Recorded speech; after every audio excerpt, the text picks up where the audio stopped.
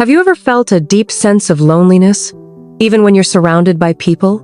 Or perhaps you've experienced times when you're physically alone, but it doesn't bother you much. Loneliness is a complex emotion, and it's something that many of us, especially as we age, might grapple with more frequently. But did you know that this feeling isn't just emotional, it can actually have serious physical consequences? In fact, research shows that loneliness can be as harmful to your health as smoking or obesity. That's right, loneliness can literally shorten your life. But before you get worried, let's explore why this is the case and, more importantly, what you can do about it.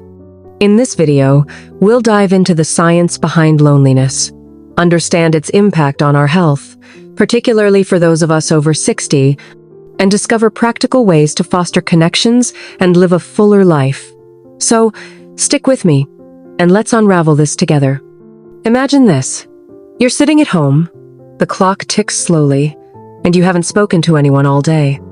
You think about calling a friend, but you hesitate, maybe they're busy, or perhaps you don't want to bother them. Days like this can pile up, and before you know it, you're feeling increasingly isolated. This is a common experience for many older adults, and it's precisely why understanding the science behind loneliness is so important. First, let's clarify what we mean by loneliness. Loneliness is more than just feeling sad or isolated. It's a state of mind where one perceives a discrepancy between their desired and actual social connections. It's important to distinguish loneliness from social isolation. Social isolation refers to the objective lack of social contacts. While loneliness is subjective, it's how you feel about your social connections. You can be alone but not lonely, or surrounded by people but still feel lonely. Both conditions, however, have been linked to negative health outcomes. It's crucial to understand that loneliness isn't necessarily about being alone. It's about feeling alone.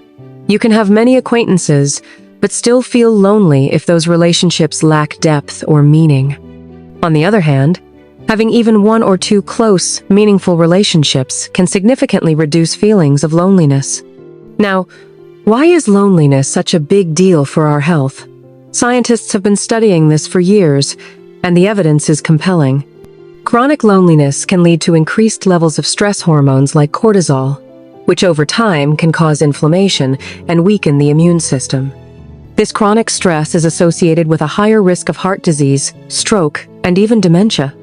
In fact, a large meta-analysis involving over 77,000 participants found that loneliness increases the risk of premature death by 22%, which is comparable to the risks associated with smoking or obesity.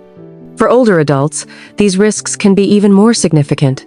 As we age, our bodies may be less able to cope with stress, and loneliness can exacerbate existing health conditions. Moreover, older adults often face additional challenges that can contribute to feelings of loneliness, such as retirement, loss of loved ones, or physical limitations that make it harder to stay socially active. These individual risks translate into a larger public health concern. Loneliness has been recognized as an epidemic, with far-reaching implications for healthcare systems and communities. Organizations like the World Health Organization and the Centers for Disease Control and Prevention are paying attention to this problem, highlighting its significant impact on society. In fact, some experts argue that loneliness poses a greater risk to public health than obesity, underscoring the urgency of addressing this issue.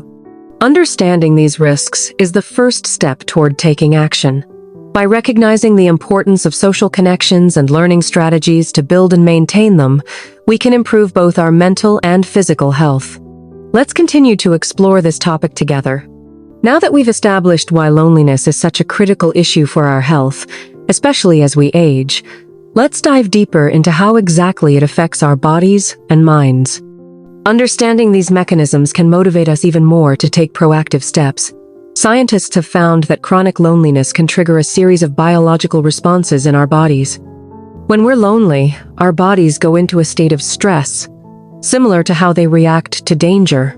This stress response can lead to increased levels of stress hormones like cortisol, which over time can cause inflammation throughout the body. Inflammation is linked to many serious health conditions. including heart disease, diabetes, and even Alzheimer's disease. In fact, research shows that loneliness can accelerate plaque buildup in arteries, increase the risk of cancer cell growth and spread, and cause brain inflammation, which is associated with cognitive decline and Alzheimer's. Moreover, loneliness weakens our immune system, making us more susceptible to infections and illnesses. Studies have shown that lonely individuals have higher levels of inflammatory markers in their blood and lower levels of antiviral genes, which help fight off viruses. But it's not all doom and gloom. Research also shows that having a sense of purpose or engaging in activities that help others can actually strengthen our immune system and reduce feelings of loneliness. For instance, volunteering or caregiving has been associated with better health outcomes and lower levels of loneliness. It's important to note that loneliness doesn't discriminate. It can affect anyone, regardless of their living situation. About 28% of older adults in the United States live alone, according to a report by the Administration for Community Living, Older Americans Profile https. But living alone doesn't automatically mean you're lonely. Many people find fulfillment and happiness in solitude, while others who live with family or in communities can still feel isolated. It's the quality of your connections that matters most. Moreover, loneliness can be a temporary feeling or a chronic condition, depending on your circumstances and how you perceive your social interactions. Feeling lonely from time to time is a normal part of life. It's when loneliness becomes a persistent state that it can start to affect our health. So, don't be hard on yourself if you feel lonely. Instead, use it as a signal to seek connection. Before we dive into strategies, it's important to recognize when loneliness is becoming a problem. Signs might include feeling sad or anxious more often, having trouble sleeping, or losing interest in activities you used to enjoy. If you notice these signs in yourself or a loved one, it's a good time to reach out for support or try some of the interventions we'll discuss. It's not about having a large number of friends. It's about having a few meaningful relationships where you feel understood and valued. Even one close friend or family member can make a big difference in combating loneliness. So, what can we do to combat loneliness and protect our health? There are several effective strategies that have been studied and shown to work for older adults. First, engaging in group activities is one of the most effective ways to reduce loneliness.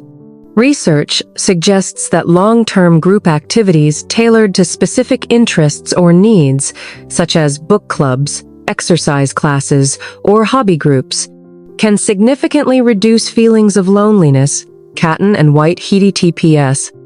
Joining a local senior center or community group can be a great way to meet new people and engage in activities you enjoy.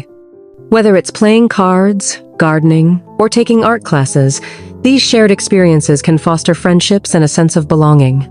Many communities offer these programs at low or no cost, so check with your local library or senior center to see what's available.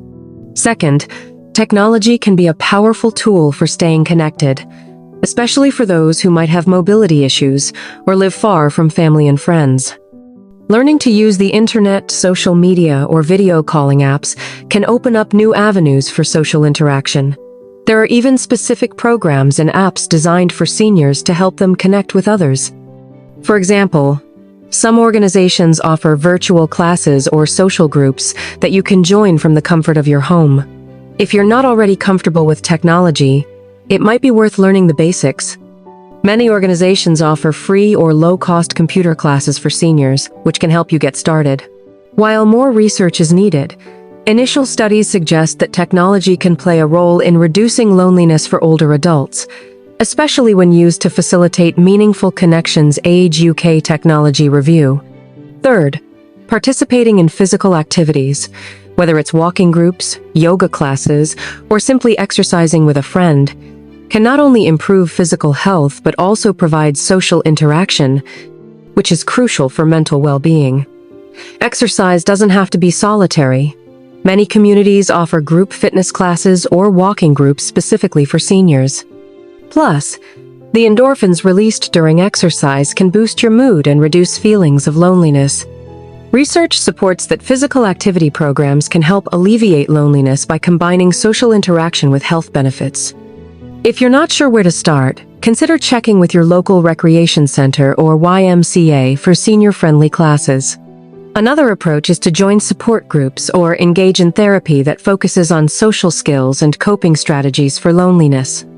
These can provide both emotional support and practical tools to build and maintain relationships. For those who enjoy creative pursuits, activities like singing in a choir or gardening in a community group can be both fulfilling and socially enriching. And let's not forget about community programs like men's sheds, where men can come together to work on projects, share skills, and build friendships. These programs provide a space for social interaction and hands-on activities, which can be particularly appealing if you enjoy working with your hands, Wilson and Cordier. It's important to remember that what works for one person might not work for another. Research emphasizes that interventions are most effective when tailored to your individual needs and preferences. BMC Public Health Review. Don't be afraid to try different things until you find what makes you feel connected and fulfilled. For example, if mobility is an issue, online or home-based options might be more accessible. If you're on a tight budget, look for free community programs or virtual events. The key is to find activities and strategies that resonate with you personally. It might take some trial and error, but the effort is well worth it for your health and happiness. Before we continue, I'd truly appreciate it from the bottom of my heart if you could take a moment to like this video and leave a comment if you find it helpful. Your support helps spread this message to others who might be feeling lonely, and I'd love to hear your thoughts or experiences in the comments below. We've covered a lot of ground today, from the science behind loneliness to practical ways to start building connections. But there's always more to learn, and I have some additional tips and resources that I think you'll find valuable. Stay with me as we continue this important conversation. Now that we've explored the science behind loneliness and some practical ways to combat it, let's wrap up with some final thoughts and encouragement to help you take action. We've seen how loneliness is more than just an emotional state. It's a significant health risk, especially for those of us over 60. A comprehensive study published in 2025 found that loneliness increases the risk of all-cause mortality by 14%, while social isolation raises it by 35%, and living alone by 21% in older adults. These numbers are striking, showing that loneliness can have effects on our health comparable to smoking or obesity. Even more, loneliness and social isolation are linked to a higher risk of cardiovascular disease, with loneliness increasing the risk of heart-related death by 30% and social isolation by 37%. These statistics highlight why addressing loneliness is so crucial for both our physical and mental well-being. But here's the thing, you're not alone in feeling this way. Loneliness is a common experience, especially as we age and face changes like retirement, moving away from family, or losing loved ones. The good news is that there are many ways to combat it, and we've already covered some powerful strategies. Joining group activities, like a book club or exercise class at a senior center, can help you meet people who share your interests. Using technology, such as video calls or social media, can keep you connected with friends and family, even if they're far away. Engaging in physical activities, like walking groups or yoga, not only boosts your health but also provides opportunities to socialize. The key is to find what feels right for you, something that sparks joy and makes you feel part of a community. Let's talk about another important aspect: the impact of loneliness on your mental health.